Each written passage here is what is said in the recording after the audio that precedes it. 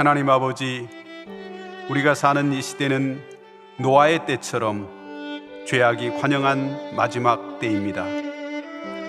마지막 때에는 사랑과 믿음과 경건의 능력이 사라지고 타락과 배반과 거짓이 판을 칩니다.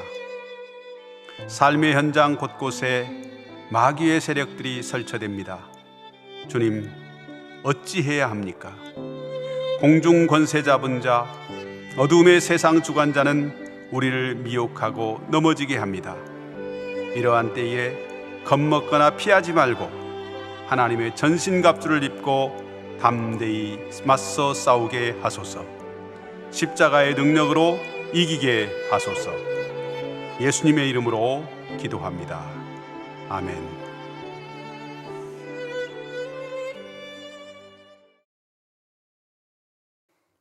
다 같이 찬송가 331장 함께 찬송하시겠습니다.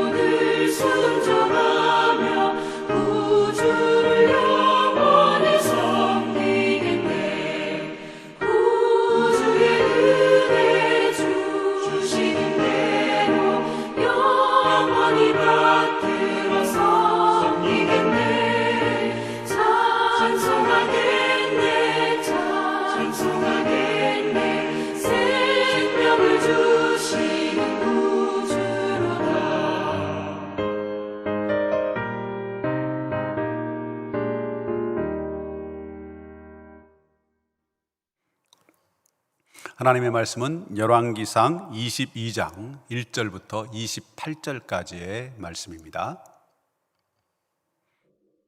열왕기상 22장. 아람과 이스라엘 사이에 전쟁이 없이 3년을 지냈더라. 셋째 해에 유다의 여호사밧 왕이 이스라엘의 왕에게 내려가매 이스라엘의 왕이 그의 신하들에게 이르되, 길앗 라못은 본래 우리의 것인 줄을 너희가 알지 못하느냐? 우리가 어찌 아람의 왕의 손에서 도로 찾지 아니하고 잠잠히 있으리요? 하고 여호사밧에게 이르되, 당신은 나와 함께 길앗 라못으로 가서 싸우시겠느냐? 여호사밧이 이스라엘 왕에게 이르되, 나는 당신과 같고 내 백성은 당신의 백성과 같고 내 말들도 당신의 말들과 같으니이다. 여호사밧이 또 이스라엘의 왕에게 이르되, 청하건대 먼저 여호와의 말씀이 어떠하신지 물어보소서. 이스라엘의 왕이 이에 선지자 400명쯤 모으고 그들에게 이르되 내가 길르앗 라못에 가서 싸우랴 말랴. 그들이 이르되 올라가소서. 주께서 그 성읍을 왕의 손에 넘기시리이다. 여호사밧이 이르되 이외에 우리가 물을 만한 여호와의 선지자가 여기 있지 아니하니이까. 이스라엘의 왕이 여호사밧 왕에게 이르되 아직도 이물라의 아들 미가야 한 사람이 있으니 그로 말미암아 여호와께 물을 수 있으나 그는 내게 대하여 길한 일은 예언하지 아니하고 흉한 일만 예언하기로 내가 그를 미워하나이다.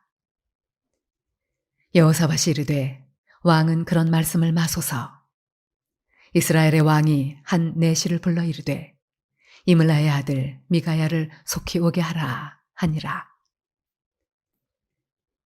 이스라엘의 왕과 유다의 여호사밧 왕이 왕복을 입고 사마리아 성문 어귀 광장에서 각기 왕좌에 앉아 있고 모든 선지자가 그들의 앞에서 예언을 하고 있는데 그나나의 아들 시드기야는 자기를 위하여 철로 뿔들을 만들어 가지고 말하되 여호와의 말씀이 왕이 이것들로 아람 사람을 찔러 진멸하리라 하셨다 하고 모든 선지자도 그와 같이 예언하여 이르기를 길르앗 라못으로 올라가 승리를 얻으소서. 여호와께서 그 성읍을 왕의 손에 넘기시리이다 하더라. 미가야를 부르러 간 사신이 일러 이르되 선지자들의 말이 하나같이 왕에게 길하게 하니 청하건대 당신의 말도 그들 중 한 사람의 말처럼 길하게 하소서. 미가야가 이르되 여호와께서 살아계심을 두고 맹세하노니 여호와께서 내게 말씀하시는 것 곧 그것을 내가 말하리라 하고 이에 왕에게 이르니 왕이 그에게 이르되 미가야야 우리가 길르앗 라못으로 싸우러 가랴 또는 말랴. 그가 왕께 이르되 올라가서 승리를 얻으소서. 여호와께서 그 성읍을 왕의 손에 넘기시리이다. 왕이 그에게 이르되 내가 몇 번이나 네게 맹세하게 하여야 내가 여호와의 이름으로 진실한 것으로만 내게 말하겠느냐. 그가 이르되 내가 보니 온 이스라엘이 목자 없는 양같이 산에 흩어졌는데 여호와의 말씀이 이 무리에게 주인이 없으니 각각 평안히 자기 집으로 돌아갈 것이니라 하셨나이다. 이스라엘의 왕이 여호사밧 왕에게 이르되 저 사람이 내게 대하여 길한 것을 예언하지 아니하고 흉한 것을 예언하겠다고 당신에게 말씀하지 아니하였나이까. 미가야가 이르되 그런즉 왕은 여호와의 말씀을 들으소서. 내가 보니 여호와께서 그의 보좌에 앉으셨고 하늘의 만군이 그의 좌우편에 모시고 서 있는데 여호와께서 말씀하시기를 누가 아합을 꾀어 그를 길르앗 라못에 올라가서 죽게 할꼬 하시니 하나는 이렇게 하겠다 하고 또 하나는 저렇게 하겠다 하였는데 한 영이 나와 여호와 앞에 서서 말하되 내가 그를 꾀겠나이다. 여호와께서 그에게 이르시되 어떻게 하겠느냐 이르되 내가 나가서 거짓말하는 영이 되어 그의 모든 선지자들의 입에 있겠나이다. 여호와께서 이르시되 너는 꾀겠고 또 이루리라. 나가서 그리하라 하셨은즉 이제 여호와께서 거짓말하는 영을 왕의 이 모든 선지자의 입에 넣으셨고 또 여호와께서 왕에 대하여 화를 말씀하셨나이다. 그나나의 아들 시드기야가 가까이 와서 미가야의 뺨을 치며 이르되 여호와의 영이 나를 떠나 어디로 가서 네게 말씀하시더냐. 미가야가 이르되 네가 골방에 들어가서 숨는 그날에 보리라. 이스라엘의 왕이 이르되 미가야를 잡아 성주 아몬과 왕자 요아스에게로 끌고 돌아가서 말하기를 왕의 말씀이 이놈을 옥에 가두고 내가 평안히 돌아올 때까지 고생의 떡과 고생의 물을 먹이라 하였다 하라. 미가야가 이르되 왕이 참으로 평안히 돌아오시게 될진대 여호와께서 나를 통하여 말씀하지 아니하셨으리이다. 또 이르되 너희 백성들아 다 들을지어다 하니라. 열왕기상의 마지막 장은 16장부터 등장하기 시작한 아합이 마침내 비극적인 종말을 맞이하는 장면을 기록하고 있습니다. 이방 여인 이세벨과 더불어서 야훼 신앙과 이스라엘 전통에 아주 크나큰 해악을 끼친 아합의 시대가 드디어 대다한에 막을 내리는 것이죠. 이번 22장은 분량이 너무 길기 때문에 두 번으로 나누어서 살펴보도록 하겠습니다.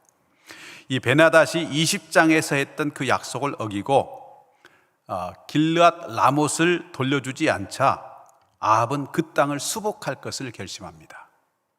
그래서 2절 이하에서 아합은 유다 왕 여호사밧에게 아람의 수중에 있는 그 길르앗 라못을 쳐서 빼앗자 하는 그런 제안을 하죠. 길르앗 라못은 원래 이스라엘 땅이었는데 아람에게 빼앗긴 땅입니다. 그래서 남유다 왕인 여호사밧도 이 아핫에 대해서 긍정적인 반응을 보입니다. 여호사밧은 나는 당신과 같고 내 백성은 당신의 백성과 같고 내 말들도 당신의 말들과 같습니다. 이렇게 말하면서 먼저 여호와의 말씀, 즉 신탁이 어떤지 물어보자 이렇게 제안합니다. 아합은 여호사밧의 제안을 받아들여서 400명의 선지자들을 모으죠. 아합 왕이 선지자들을 향해서 내가 길르앗 라못에 가서 싸워야 하는가 말아야 하는가 이렇게 물었을 때에 이 400명의 선지자들이 마치 한 사람의 말처럼 똑같이 대답합니다. 올라가소서, 주께서 그 손을 왕의 손에 붙이시리이다. 사실 몇 사람만 모여도 의견이 제각각이죠. 그런데 놀랍게도 이 400명의 선지자가 한 자리에 모였는데 그 400명의 목소리가 일사불란하게 똑같아요. 이미 전쟁을 결심한 아합은 더 이상 망설일 필요가 없었겠죠. 밀어붙이려고 합니다. 그런데 이 결정에 결정적으로 결여된 한 가지가 있습니다. 이 일에 대한 하나님의 진정한 뜻을 묻지 않았다는 것이죠. 겉으로 보기에는 400명이나 되는 선지자들을 모아서 대답을 들었기 때문에 형식상 요건은 갖춰진 것 같아요. 하지만 처음부터 이 결정 과정은 비판적인 인물의 참여를 배제했다는 데 문제가 있습니다. 다시 말해서 유일하게 하나님의 참뜻을 예언할 수 있었던 미가야를 그 자리에 부르지 않은 것이죠. 경건한 왕으로 알려진 남유다의 여호사밧 왕은 이런 상황이 아무래도 석연치가 않았습니다. 그래서 아합에게 이 외에, 이 400명 외에 우리가 물을 만한 예언자가 없습니까? 이렇게 묻습니다. 아합은 이렇게 대답합니다. 이물라의 아들 미가야 한 사람이 있는데 그를 통해서 여호와께 물을 수는 있지만 그 사람은 항상 내게 좋은 일은 예언하지 않고 흉한 일만 예언하기 때문에 나 그 사람 별로 안 좋아합니다. 결국 여호사밧의 간청에 따라서 뒤늦게나마 미가야가 소환되어서 오게 됩니다. 하지만 처음부터 이미 자신의 결정을 내려놓고 그 결정을 공식화하는 절차만 진행하려고 했던 그 아합 왕의 의지를 꺾기는 어려웠습니다. 우리는 여기서 중요한 교훈을 얻게 됩니다. 항상 자신의 결정에 유리한 증거만을 보고 그 결정을 고수하려고 하는 것이 편협한 인간의 일반적인 성향입니다. 하지만 자신을 하나님 앞에 세워야 될 사역자라고 한다면, 또 성도라고 한다면 이런 성향에 저항할 수 있어야 하는 것이죠. 그 방법은 사실 간단합니다. 곧 하나님의 뜻보다 내가 먼저 결정하지 않는 거예요. 사실 우리가 미리 그 무엇에 마음을 빼앗겨서 내부적으로 결정을 내린 다음에는 하나님의 뜻을 묻는 일 자체가 결코 쉽지가 않습니다. 뜻을 묻더라도 내 결정을 합리화시켜 줄 수 있는 증거와 그런 말씀만 찾게 되는 것이죠. 이건 정말 미세한 차이인데요. 하나님의 뜻을 따르는 결정을 할 것인지 아니면 하나님의 뜻을 빙자한 결정을 할 것인지 분기점이 바로 여기 있습니다. 아합처럼 이미 자신의 결정을 다 내려놓고 그것을 정당화시키기 위해서 하나님의 뜻을 들러리 세우는 그런 모습이 우리에게도 있지는 않은지 되돌아보아야 합니다. 여호사밧의 고집으로 결국 미가야 선지자도 그 자리에 참석하게 되었죠. 아합과 여호사밧이 왕복을 입고 사마리아 광장에서 각기 보좌에 앉아 있습니다. 선지자들이 그 앞에서 예언을 합니다. 먼저 400명 선지자의 대표격인 시드기야가 철로 뿔을 만들어서 손에 양손에 들고 이렇게 외칩니다. 여호와의 말씀이 왕이 이것들로, 이 철뿔들로 아람 사람을 찔러 진멸하라 하셨습니다. 그러자 그를 따르는 400명의 선지자가 일제히 외칩니다. 길르앗 라못으로 올라가 싸우소서. 길르앗 라못으로 올라가 싸우소서. 하지만 나중에 나타난 미가야 선지자는 그와 정반대의 예언을 하죠. 미가야는 400명의 선지자들을 조롱하고 흉내내면서 두 가지 신탁을 내립니다. 먼저 하나는 이스라엘이 목자 없는 양처럼 흩어져서 오합지졸이 될 것이다 라는 것이고요. 또 하나는 여호와께서 천상 옥자에 앉아서 한 영을 시켜서 선지자에게 거짓말을 하게 하는 사명을 주셨다 하는 것입니다. 미가야의 등장과 예언은 그때까지 자기들끼리 북치고 장구치던 그 아합과 궁정 선지자들의 분위기에 찬물을 끼얹는 그런 셈이 되었습니다. 왜냐하면 미가야의 예언은 이스라엘이 목자 없는 양처럼 뿔뿔이 흩어진다 이렇게 말함으로써 아합의 죽음을 예고하고 있는 거예요. 아주 섬뜩한 예언이죠.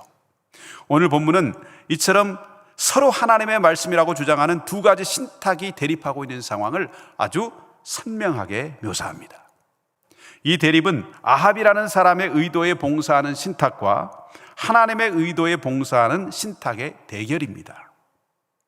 하나님의 이름을 내걸고는 있지만 궁정 선지자들의 신탁은 인간의 뜻이 주가 되고 하나님의 뜻이 객이 됩니다.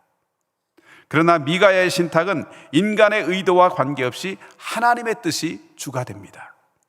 오늘날 우리 주변에 보면 수많은 사람이 하나님의 이름을 간판으로 내걸고 선지자 노릇을 합니다. 하지만 그 모든 활동이 다 하나님의 뜻은 아니라는 것을 알아야 합니다.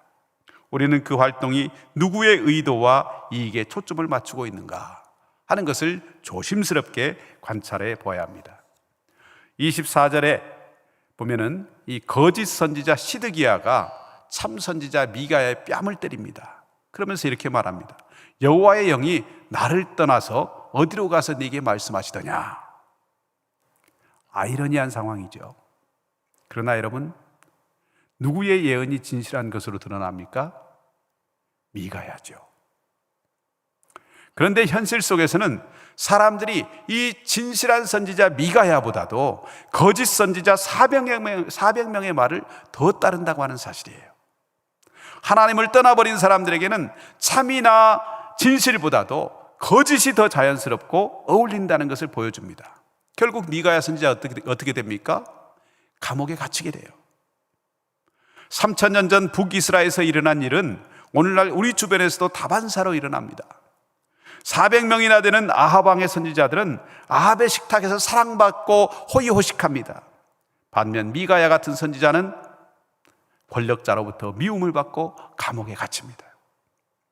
그래서 우리는 누구의 편에 설 것인지 선택의 기로에 서야 할 때가 많습니다. 아합의 선지자가 되어서 아합에게 아부하며 평안한 인생을 살 것인가? 아니면 하나님의 선지자가 되어서 아합 같은 이들에게 미움을 받을 것인가? 선택해야 합니다. 아마도 모든 신앙인들은 아합 왕 편에 설 것인가? 아니면 미가야 편에 설 것인가? 이 갈림길에서 항상 고민하면서 살아갈 것입니다. 미가야 편에 서야 한다는 것을 모르고 아합 편에 서는 사람들이 있는가 하면은 아합 편에 서면 안 된다고 하는 사실을 알면서도 인간적인 연약함 때문에 미가야 편에 서지 못하는 그런 사람들도 있어요. 여러분, 숫자로 볼 때 400대 1입니다. 일반적으로 생각하면 이 400명 쪽에 서는 것이 당연해 보여요. 심지어 미가야의 말이 옳은 줄 알고 있던 이 경건한 왕 여호사밧까지도 400명 쪽에 서고 말았지 않습니까? 오늘 우리가 읽은 이 본문에서 미가야가 미움을 받고 감옥에 갇히면서도 아합 왕에게 하나님의 뜻을 직언할 수 있었던 이유가 무엇이냐? 그것은 하나님의 말씀을 듣고 깨닫고 순종하는 데서 오는 확신이 그 안에 있었기 때문입니다. 물론 가끔씩 확신이 사람들로부터 오거나 또는 돈으로부터 안락한 환경으로 올 때도 있지요. 그러나 하나님의 말씀을 듣고 깨닫고 믿는 데서 오는 그 확신에 비할 수가 없습니다. 이것이 바로 미가야와 400명의 거짓 선지자들의 차이점이에요. 400명의 선지자들은 정반대였습니다. 그들에게는 깊은 확신이 없었어요. 시드기야가 미가야 선지자의 뺨을 치는 행동, 그건 뭡니까? 그 안에 있는 불안감의 표현이에요. 확신을 가지고 또 확신 가운데 행하는 사람들은 다른 사람에게 폭력이나 폭언을 행사하지 않습니다. 미가야는 하나님의 말씀을 확신했기 때문에 400명이 말하는 대로 따르지 않고 자신에게 오는 그 불이익을 감수하면서도 하나님의 말씀을 따르는 것을 선택했습니다. 여러분, 우리는 우리의 인생을 어떻게 경영할 것인지 원칙을 정해야 합니다. 아합처럼 좋은 말만 듣고 싶어 할 것인가? 아니면 미가야처럼 미움을 받더라도 하나님의 말씀을 붙잡을 것인가? 나의 계획에 몰두한 나머지 하나님의 뜻에 무관심하거나 내 결정을 합리화하기 위해서 하나님의 뜻을 이용하는 그런 일을 해서는 안 될 것입니다. 여러분, 우리는 결코 현실을 떠나서는 살 수가 없습니다. 그러나 현실에 영합해서 사는 것은 옳지 않은 일입니다. 하나님의 말씀에 기초한 분명한 원칙을 세우고 하나님의 뜻을 바로 분별하여서 순종하는 저와 여러분이 다 될 수 있기를 소원합니다. 기도하겠습니다. 하나님 아버지, 우리는 선택의 상황에 직면합니다. 시드기야처럼 당장의 부귀영화와 평안을 추구하며 아합 왕의 뜻을 따를 것인가? 아니면 미가야처럼 고난을 겪더라도 하나님의 뜻을 선포할 것인가? 갈등합니다.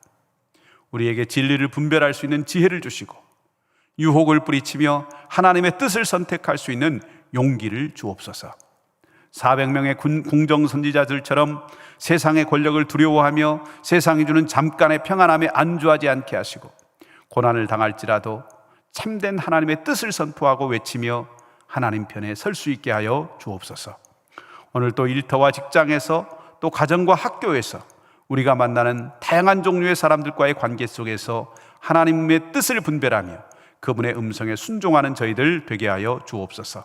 다수가 따른다고 그것이 무조건 진리의 길이 아님을 알게 하시고 비록 소수가 선택하고 좁은 길이라고 할지라도 그것이 생명의 길이라면 그 길을 선택하는 우리 서림의 성도들 되게 하여 주옵소서. 오늘은 우리 젊은이들이 튀르키예 단기 선교를 마치고 귀국길에 오르는 날입니다. 모든 과정을 친히 인도하여 주시고 안전하게 건강하게 돌아와서 하나님의 역사와 성령님이 하신 일들을 간증할 수 있게 하여 주옵소서. 오늘 하루도 주님의 기쁨과 만족이 될 수 있기를 원하며 우리 주 예수님의 이름으로 기도하옵나이다. 아멘.